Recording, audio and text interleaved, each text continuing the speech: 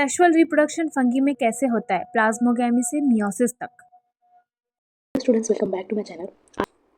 आज हम बात करने वाले हैं रिप्रोडक्शन इन फंगी, जिसमें हमने सेक्सुअल रिप्रोडक्शन नहीं पढ़ा था। हमने वेजिटेटिव रिप्रोडक्शन और सेक्सुअल रिप्रोडक्शन कवर किया था। अब हम बात करेंगे सेक्सुअल रिप्रोडक्शन की।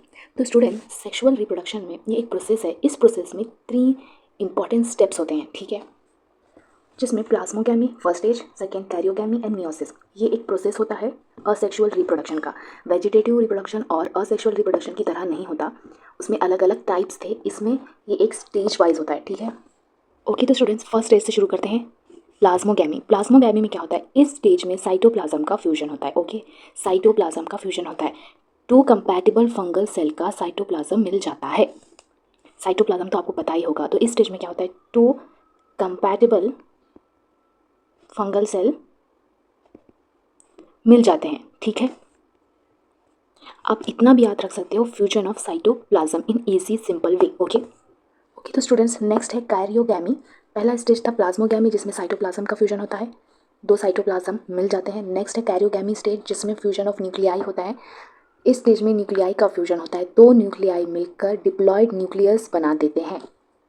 ओके, तो स्टूडेंट्स इसमें क्या होता है, फ्यूजन ऑफ न्यूक्लियाई होता है, 2 nuclei make 1 diploid nucleus.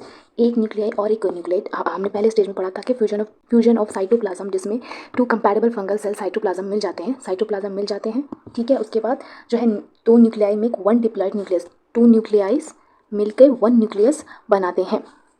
Okay, तो स्टूडेंट नेक्स्ट स्टेज है मियोसिस। मियोसिस में क्या होता है, इस स्टेज में रिडक्शन डिवीजन होता है। डिप्लॉयड सेल में हिप्लॉयड स्पोर्स, डिप्लॉयड सेल से हिप्लॉयड स्पोर्स बनते हैं। रिडक्शन डिवीजन होता है, मतलब स्पोर्स बनना शुरू हो जाते हैं। स्पोर्स तो आपको पता ही होगा। तो स्टूडेंट्स, ये बहुत ही ईजी स्टेजेस होते हैं।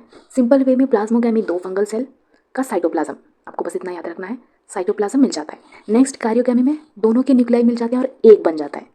दोनों के न्यूक्लियाई मिल जाते हैं, एक न्यूक्लियस बन जाता है। नेक्स्ट सेल डिवाइड होते हैं, इसके बाद सेल डिवाइड होते हैं, हिप्लॉइड स्पोर्स बन जाते हैं, ठीक है। जब सेल डिवाइड होते हैं वो हिप्लॉइड स्पोर्स बन जाते हैं, दैट्स इट। सिंपल वे में समझने के लिए पहले बॉडी बनती है, फिर न्यूक्लियस, फिर स्पोर्स डिवाइड हो जाते हैं। ओके ओके, तो स्टूडेंट्स अगर आपको वीडियो हेल्पफुल लगा हो तो please like, share and subscribe to my channel.